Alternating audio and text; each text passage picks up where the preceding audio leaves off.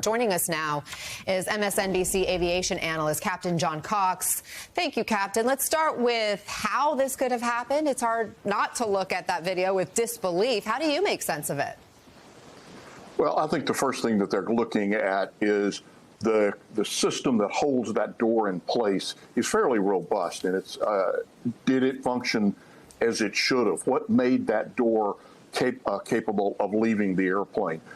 This type of door has been in use for something over 15 years without any problems. So is it something that was unique just to this airplane? And they're going to look at the hardware that holds this plug in place. There are 4 retaining bolts. Were they properly installed? Is there evidence that they were subjected to unusual forces? Those are the kinds of questions that the investigators are going to ask. That will explain the why it happened, and then the next step, of course, is to look and to see what do we need to do to prevent it from happening again. How secure and safe are our flights moving forward? If somebody's going to the airport to get on a plane, even if it's not one of these types of planes, given they are grounded for inspection before going back into the air, can we trust that there isn't some random problem with another plane that's out there? We can, and if you look, for example, at last year, 2023, we flew 35 million flights without a single commercial jet fatality. The lowest accident rate, there were 2 accidents. They were both turboprops and in remote parts of the world.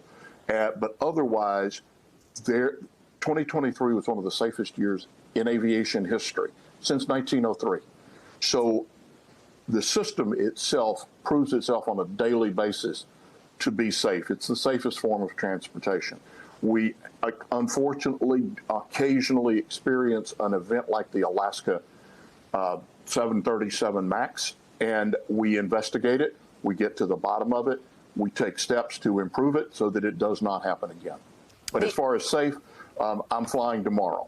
Okay, so you're able to get back on a plane, and the FAA has grounded 171 planes, again, as an extra precaution to do the due diligence. What kind of ripple effect could that have?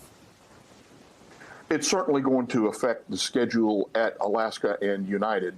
They will do everything they can to compensate for it, but losing this number of airplanes will certainly impact some flights. I know that Tom Costello made mention earlier about the number of flight cancellations.